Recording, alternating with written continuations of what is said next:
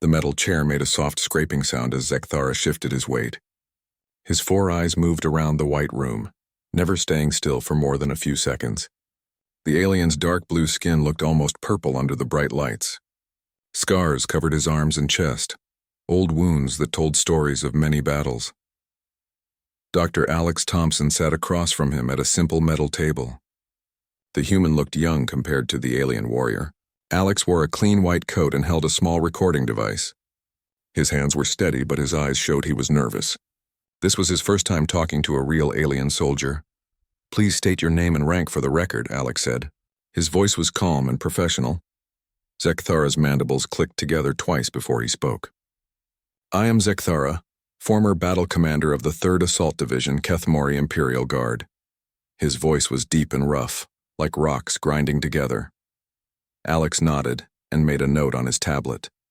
"The war between our species ended 6 months ago. We're here to understand what happened during those conflicts. Can you tell me about your first encounter with human forces?" The alien's four eyes all focused on Alex at once. It was unsettling. Zekthara was quiet for a long moment. His clawed fingers tapped on the table in a rhythm that sounded almost like a heartbeat. "You want to know about humans in battle?" Zekthara asked. "You want to know why your species terrifies every warrior in the Kethmori Empire?" Alex blinked in surprise. "Terrifies? I thought we were studying combat effectiveness and tactics." A sound came from Zekthara's throat that might have been laughter, but it sounded more like growling. "Dr. Thompson, your people are not just effective. You are nightmares made real. You are deathworlders who should not exist." "I don't understand," Alex said. He leaned forward slightly. "Please explain." Zekthara stood up and walked to the small window. Outside, the stars were bright against the black of space. The prisoner exchange station floated quietly between human and Kethmori territory. "Before the war, our intelligence officers studied your species," Zekthara said.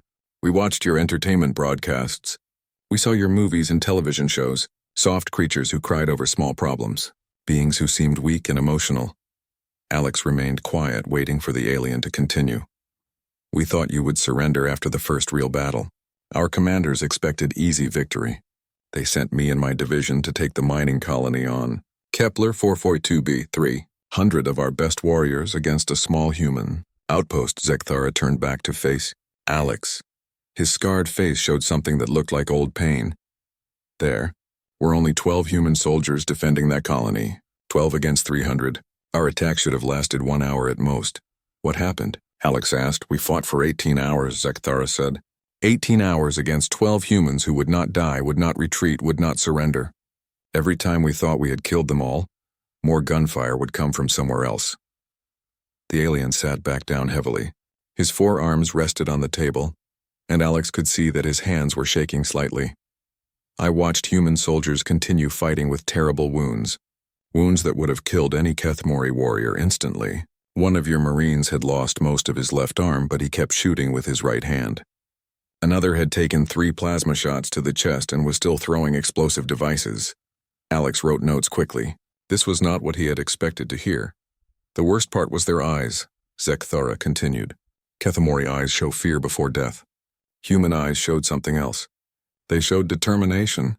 They showed anger. Even dying humans looked at us like we were prey animals." "Did you eventually take the colony?" Alex asked. "Yes, but at terrible cost. Of my 300 warriors, only 47 survived. The humans all died, but they took so many of us with them that it felt like defeat. We had to call for medical ships and reinforcements." Zekthara's mandibles clicked nervously again. "After that battle, I sent a report to High Command. I told them that humans were not soft creatures. I said they were predators hiding in the skin of prey animals. My superiors thought I was suffering from battle shock." Alex looked up from his notes. "What made you think we were predators?" "The way you fought," Zekthara said immediately. "Kethmori warriors fight to win territory or resources. We retreat when victory becomes impossible, but humans fight like they enjoy the battle itself. You take unnecessary risks. You make emotional decisions that should get you killed, but somehow they work." The alien stood up again and began pacing around the small room. His movements were quick and nervous, like a caged animal. "After Kepler 442b, I studied everything I could find about human warfare. I learned about your history. The wars you fought against each other before you reached space. The terrible weapons you created. The way you never truly surrendered, even when completely defeated. Alex felt a chill run down his spine. He had never thought about human history from an alien perspective. What disturbed me most was learning about your evolution, Zekthara said. Most intelligent species in the galaxy evolved on peaceful worlds, garden planets with stable weather and few dangerous animals. But Earth is different. Earth is what we call a death world. A death world? Alex asked. A planet so dangerous that only the strongest and most adaptable life forms survive. Your ancestors were hunted by creatures much larger and stronger than themselves, so they learned to hunt in groups. They learned to use tools and weapons. They learned to never give up because giving up meant death. Zekthara stopped pacing and looked directly at Alex with all four eyes. Dr. Thompson, every human soldier carries millions of years of survival instinct. You are descended from creatures that survived ice ages, volcanic eruptions, asteroid impacts, and predators that could kill you in seconds. That is why 12 humans could hold off 300 Kethmori warriors. Alex set down his pen. His hand was cramping from writing so quickly. The intelligence reports after Kepler 442b changed everything, Zekthara said. High Command finally understood what they were fighting. Not soft mammals, but apex predators from a world that tried to kill everything living on it. The room was quiet for several minutes. Alex looked at his notes, trying to process what he had heard. Is there more? Alex asked finally. Zekthara's scarred face showed what might have been a smile, but on his alien features it looked more like a threat display.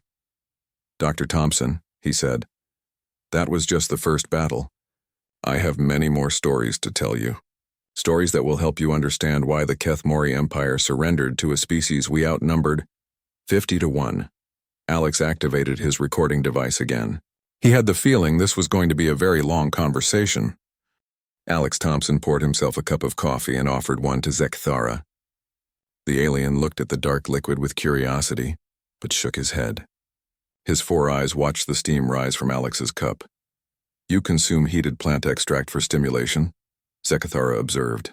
Another sign of your deathworld origins. Alex paused with the cup halfway to his lips. How so? Most civilized species consume carefully prepared nutrients.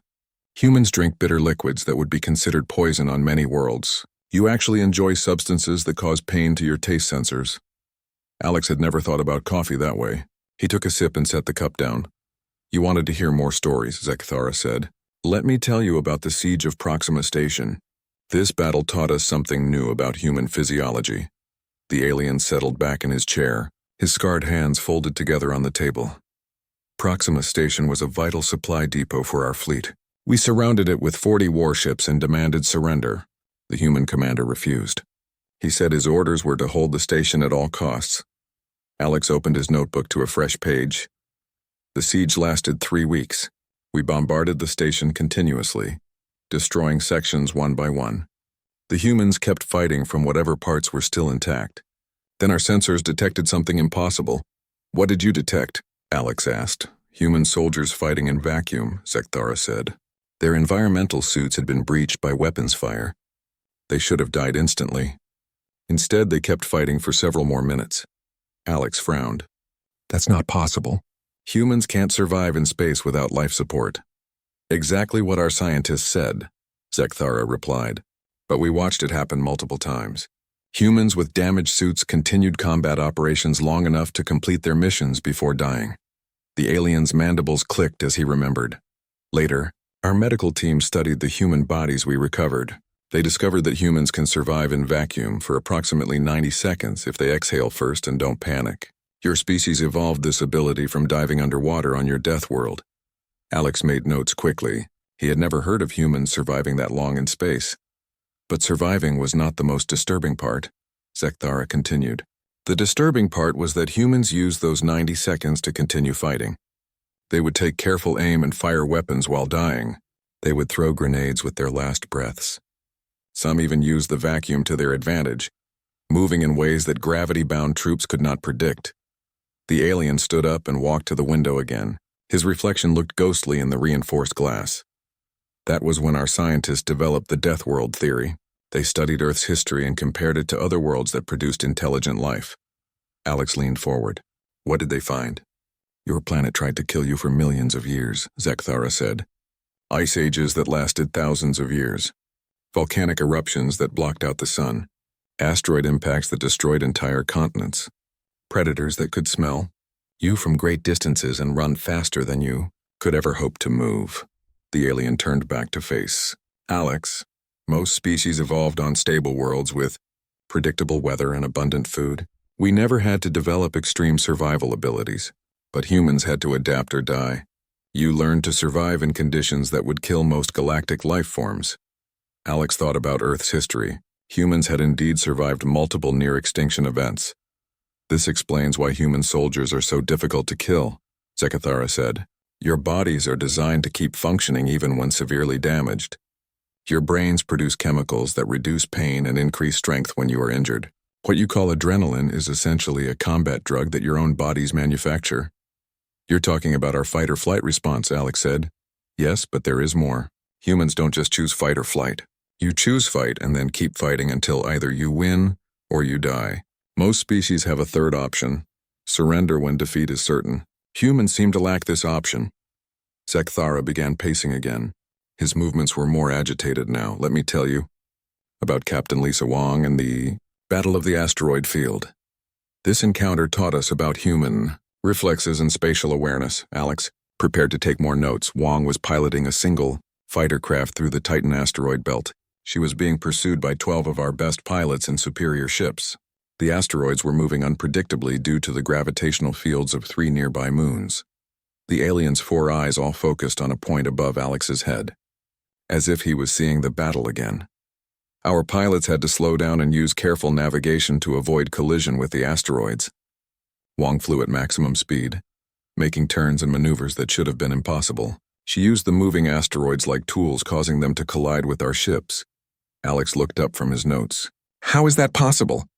Human brains evolved to track multiple moving objects simultaneously. On your deathworld, you had to watch for many predators at once while also finding food and avoiding natural hazards. This gave you 3-dimensional spatial awareness that most species lack. Zekathara sat down again. His scarred face showed what might have been respect. Wong destroyed 7 of our fighters and escaped into hyperspace.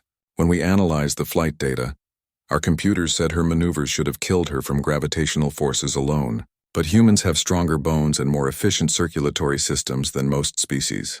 You can survive acceleration that would cause other beings to lose consciousness.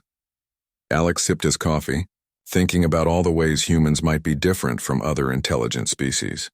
The worst part about fighting humans in space, Zekathara continued, is that you seem to enjoy it. Our pilots reported that they could hear human laughter on the communication channels during combat. Wong was actually laughing while dodging asteroids and destroying our ships. Humans do sometimes laugh when nervous or excited, Alex said. That is exactly what I mean, Zekathara replied. You find joy in situations that would terrify any rational being. Your entertainment includes activities that simulate mortal danger. You create competitions where participants risk serious injury for no practical purpose. The alien leaned across the table. Dr. Thompson, do you understand what this means? Humans are the only species in the galaxy that evolved from prey animals and became predators. You retained the survival instincts of creatures that were hunted, but you also developed the hunting skills of creatures that kill for food. Alex felt another chill. He had never thought about humans as predators. Most predator species in the galaxy are apex hunters that never experienced being prey. They understand dominance but not desperation. Most prey species understand fear but not aggression. Humans understand both, and that makes you uniquely dangerous. Zekathara's mandibles clicked rapidly. After the asteroid field battle, our military psychologists issued new warnings to all combat units. They said fighting humans was like fighting creatures that had nothing to lose and everything to prove, beings that would rather die fighting than live in defeat. Alex closed his notebook. His hand was cramping again. There's more, isn't there? He asked. Much more, Zekathara said. I haven't told you about human pack hunting behavior yet, or your species' ability to coordinate without direct communication, or the way wounded humans become more dangerous instead of less. The alien's 4 eyes glowed slightly in the harsh lighting. But perhaps we should take a break. I can see that this information is disturbing to you. Alex looked at his reflection in the metal table. He looked tired and worried. No, he said. I need to understand this. The future relationship between our species may depend on it. Zekthara made that rough sound that might have been laughter. Dr. Thompson, after what I tell you next, you will understand why the future relationship between our species is entirely up to humanity. The rest of the galaxy no longer has any choice in the matter. Alex returned to the interrogation room with a fresh cup of coffee and a bottle of water. The break had given him time to think about everything Zekthara had told him. The alien warrior was already seated staring out the window at the stars. "Are you ready to continue?" Alex asked as he sat down. Zekthara turned his 4 eyes toward the human. "What I am about to tell you may be the most important part of our conversation. It explains why your species won a war against impossible odds." Alex activated his recording device and opened his notebook. "Tell me about human pack hunting," he said. "Pack hunting," Zekthara repeated slowly. "Yes, that is exactly what it is. But it took us many battles to understand what we were seeing." The alien's clawed fingers drummed on the table in that same heartbeat rhythm. Kethmori military doctrine is based on clear hierarchy and predetermined strategies. Each soldier knows their exact role and follows orders precisely. This system works well against other organized armies. Alex nodded, waiting for Zekthara to continue. Human military forces appear chaotic by comparison. Your soldiers seem to make independent decisions without direct orders. They break formation, change tactics mid-battle, and take actions that would be considered insubordination in any civilized army. "We call it tactical flexibility," Alex said. "We call it terrifying," Zekthara replied.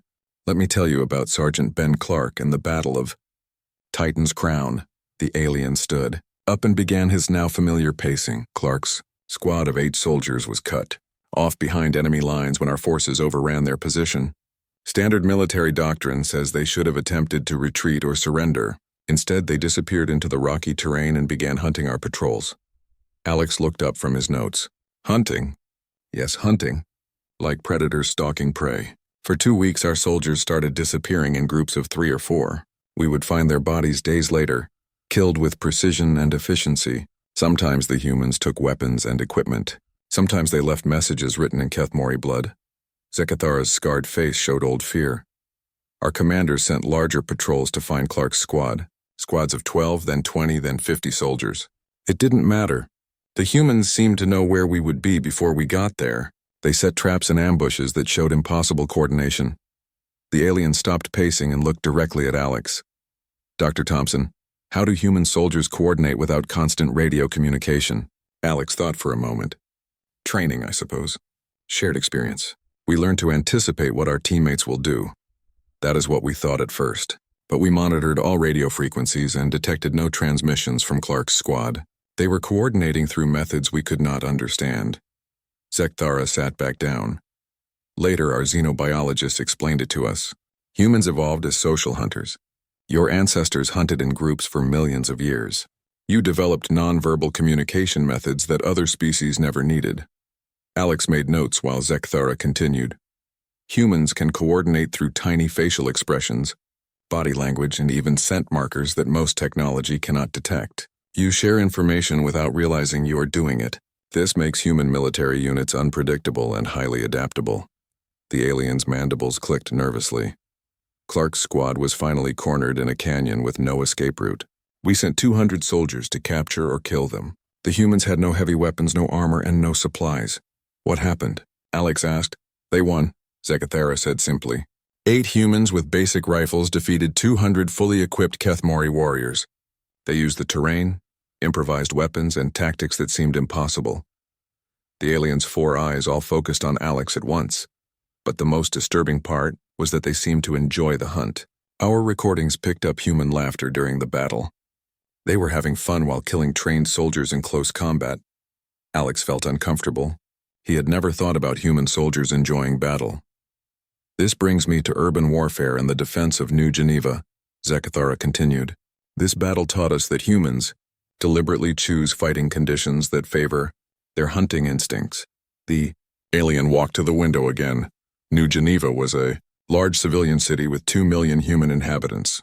Our invasion force could have bombed it from orbit. But we wanted to capture the manufacturing facilities intact. So we sent ground troops to secure the city. Alex waited for the story to continue. The human defenders had months to prepare. They could have built fortifications outside the city and fought us in open ground where our superior numbers would have been decisive. Instead, they abandoned the outer defenses and retreated into the city itself. Zekthara turned back to face Alex. At first, our commanders thought the humans were making a strategic error. Urban warfare would trap them in a confined space with limited escape routes. But we quickly learned that humans fight differently in urban environments. The alien's scarred hands gestured as he spoke. In open ground, Kethmori forces use coordinated formations and heavy weapons. In a city, we had to move in small groups through narrow streets and buildings. This negated our numerical advantage and forced us to fight on human terms. Alex was taking notes rapidly. Humans know how to use buildings like tools. They would attack from upper floors, retreat through basement tunnels, and appear behind our forces when we thought we had them trapped. They turned every street into a potential ambush site. Zekthara began pacing again, his movements more agitated. But the worst part was their use of civilian knowledge. Human soldiers knew every building, every tunnel, every shortcut in the city. They had help from civilians who provided intelligence and supplies. The entire population was working together like a single hunting pack.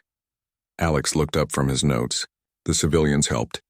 Dr. Thompson, this was perhaps the most alien thing we encountered. On most civilized worlds, civilians flee from military conflict. Human civilians stayed and fought alongside their soldiers. Children provided reconnaissance. Elderly humans made improvised weapons.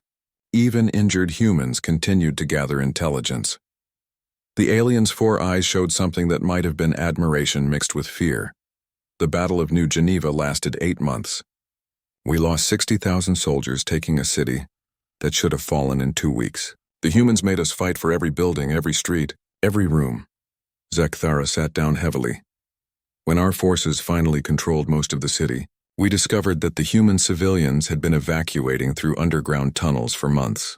The entire battle was a delaying action to save the population. The humans sacrificed their soldiers and their city to protect people who were already safe. Alex stopped writing. They fought a battle they knew they would lose? Yes, and that was when we began to understand the most terrifying thing about your species. Humans don't just fight to win. You fight for principles and ideas that cannot be destroyed by military force. The aliens' mandibles clicked rapidly. Kethmori soldiers fight for territory, resources, or survival. If we lose those things, we surrender and negotiate. But humans fight for concepts like honor, freedom, and justice. How do you defeat an enemy that will die for abstract ideas? Alex set down his pen. His hand was shaking slightly. After New Geneva, our military psychologists identified a new condition among our troops. They called it human dread. Soldiers who had fought humans began showing symptoms of extreme anxiety, paranoia, and sleep disorders. Zekthara's scarred face showed old pain. Our warriors started to believe that humans were everywhere, watching them, hunting them. Many refused to go on patrol in groups smaller than 50. Some requested transfers to non-combat duties rather than face human forces again. The alien stood up and walked back to the window. Dr. Thompson, your species doesn't just win battles. You change the fundamental nature of warfare itself. You make fighting personal, emotional, and psychological in ways that other species cannot match. Alex looked at his notes. Pages and pages of information about human military capabilities he had never considered. Is there more? He asked. Zekthara made that rough sound that might have been laughter. I haven't told you about the final battle yet. The impossible victory that ended the war and made every species in the galaxy fear the name human. The alien's 4 eyes glowed in the harsh lighting. But that story requires me to admit something that still causes me shame. Something that will help you understand why the Kethmori Empire surrendered to a species we could have defeated through sheer numbers alone. Alex activated his recording device again. He had the feeling that the most important part of this conversation was yet to come.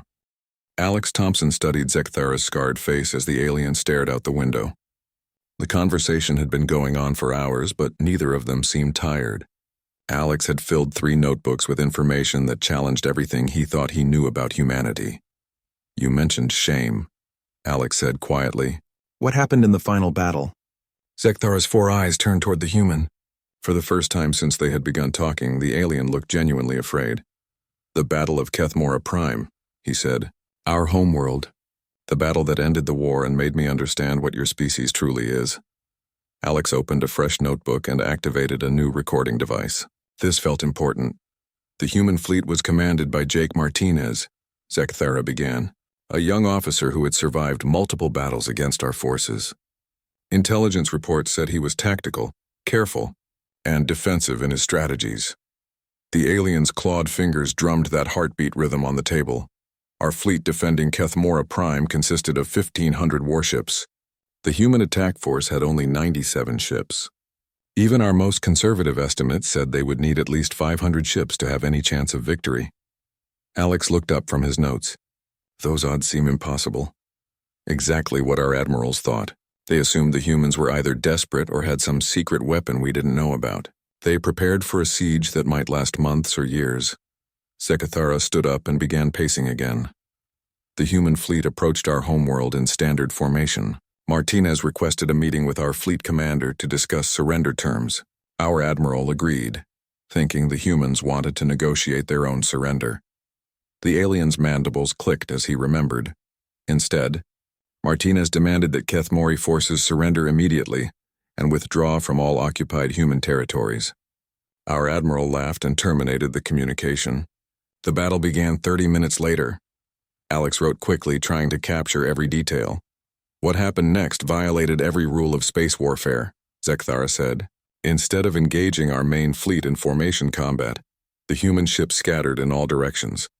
They ignored our battle line and began attacking targets.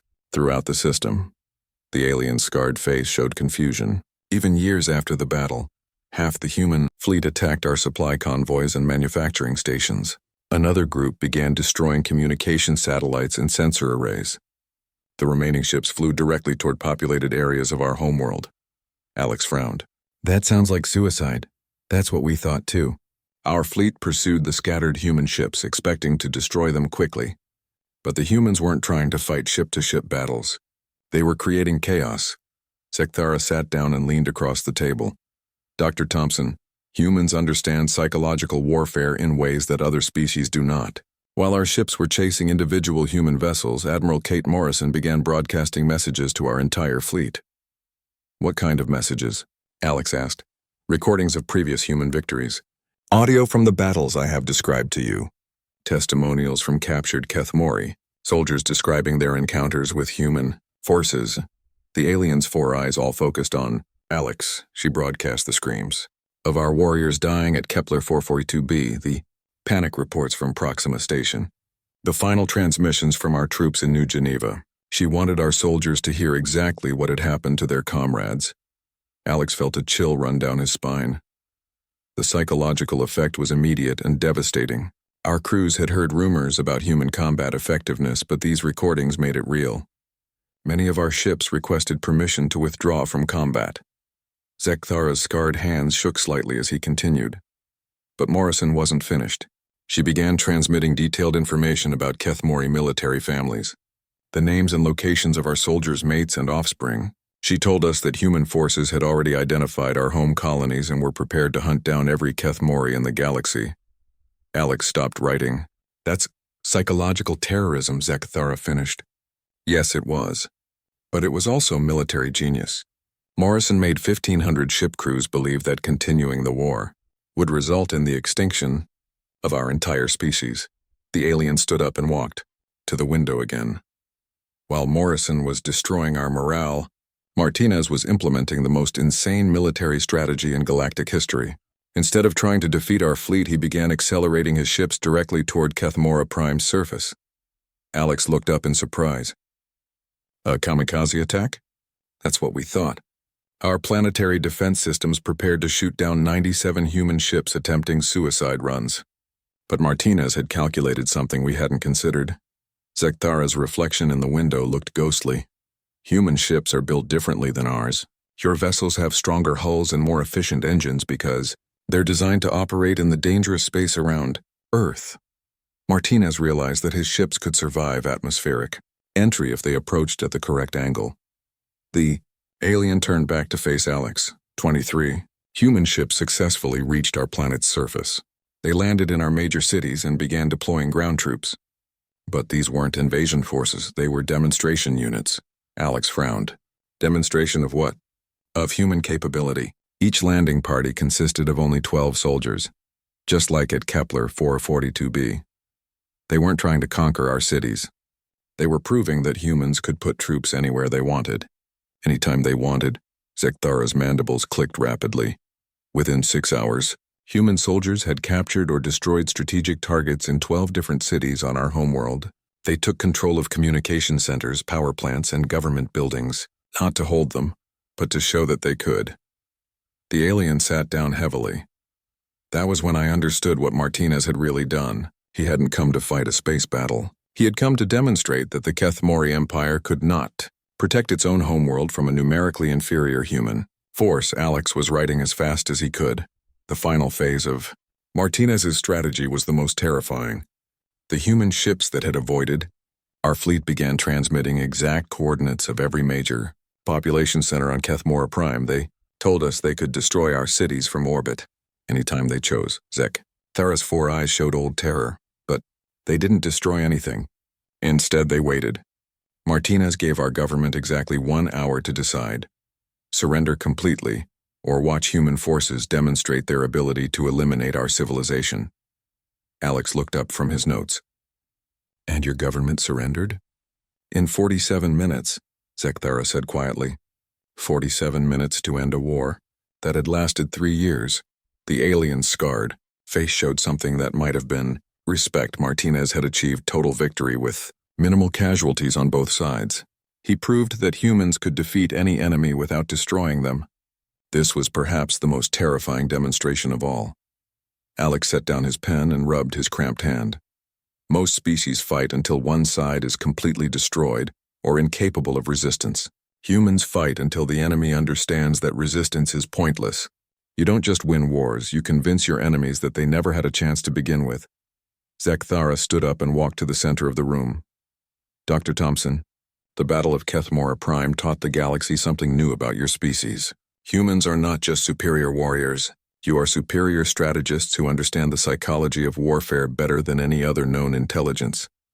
The alien's 4 eyes all focused on Alex. But there is something else, something that I realized during that final battle, something that made me request this interview with your government. Alex activated a fresh recording device. What did you realize? Zekthara's mandibles clicked once, slowly. I realized that humans had been holding back. Throughout the entire war, your species had been using only a fraction of your actual capabilities. You weren't fighting to destroy us, you were fighting to teach us our place in a galaxy where humans exist.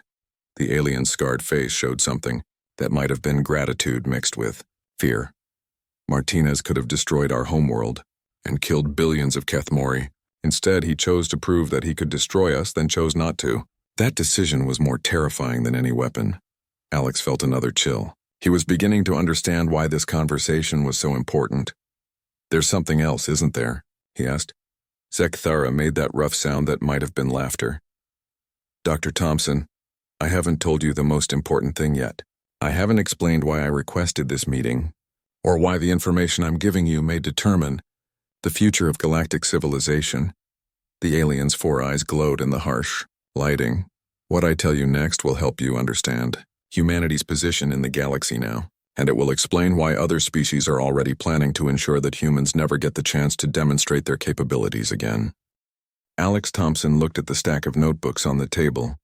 Hours of conversation had filled hundreds of pages with information that would change humanity's understanding of its place in the galaxy. Zekthara sat quietly, his 4 eyes watching the human process everything he had learned. You said other species are making plans, Alex said finally. What kind of plans?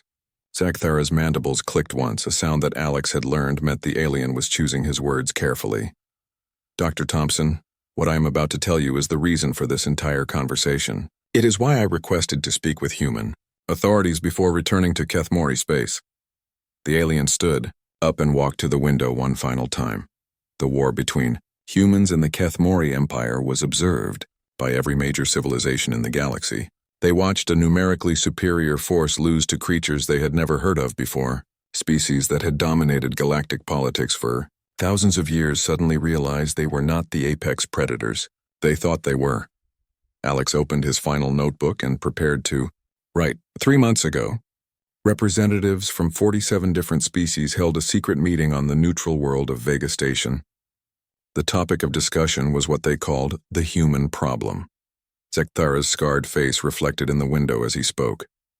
These species included the Altarian Collective, the Centauri Federation, the Rigel Hegemony, and dozens of smaller civilizations. Combined, they control most of the galaxy's resources and manufacturing capacity. Alex felt his stomach tighten. What did they decide? They decided that humanity represents an existential threat to galactic civilization. Not because humans are evil or aggressive, but because humans are too effective at warfare. They believe your species will eventually dominate or destroy every other intelligent life form in the galaxy. The alien turned back to face Alex. Dr. Thompson, these civilizations have reached a conclusion that terrifies me.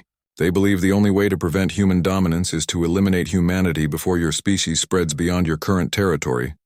Alex stopped writing. The pen fell from his hand. They're planning to attack Earth? Not yet, Zekthara said. But they are building the largest military alliance in galactic history. 47 species contributing ships, weapons, and soldiers to a combined fleet that will outnumber human forces by more than 1,000 to 1. The alien sat down across from Alex. They call it the Galactic Defense Initiative.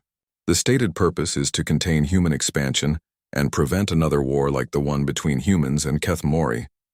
But the real purpose is to destroy your species before you become unstoppable. Alex picked up his pen with shaking hands. How long before this alliance is ready to attack? 2 years, perhaps 3, Zekthara replied. They are building new weapons specifically designed to counter human tactics. Ships that can operate without crew to prevent psychological warfare. Automated systems that cannot be influenced by human unpredictability. The alien's 4 eyes all focused on Alex. But there is something else. Something that makes this situation even more dangerous. The Alliance leaders have studied human history and learned about your species' response to existential threats. Alex waited for Zekthara to continue. They know that humans become more dangerous when cornered.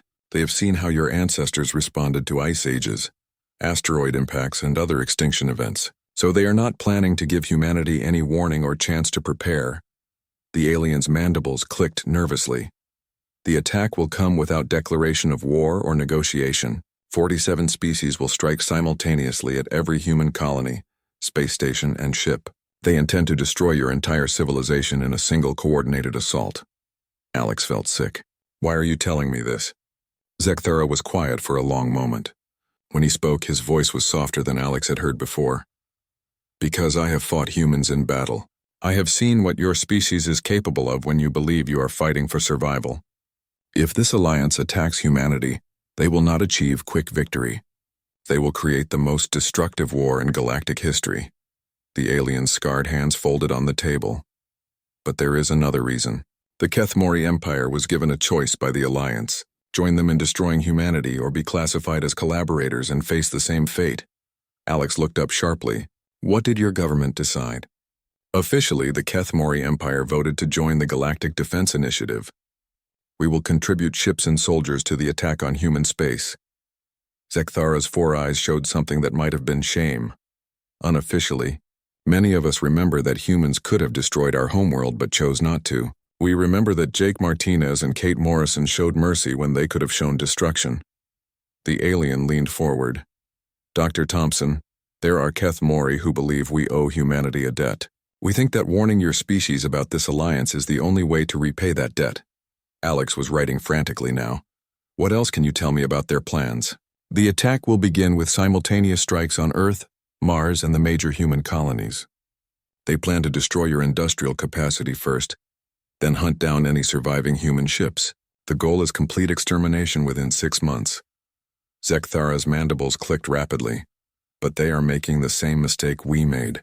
They think they understand humans based on your previous military actions. They believe they can predict how your species will respond to this threat. Alex looked up from his notes. Can they? Dr. Thompson, in every battle I have described to you, humans were fighting under rules and limitations. You were trying to minimize casualties, protect civilians, and achieve political objectives. You were fighting civilized wars against civilized enemies. The alien's scarred face showed something that might have been fear. But this alliance is planning genocide. They want to eliminate every human in the galaxy. And I do not think they understand what humans become when fighting for the survival of their own species. Alex set down his pen. His hand was cramping and his mind was racing. What do you think will happen?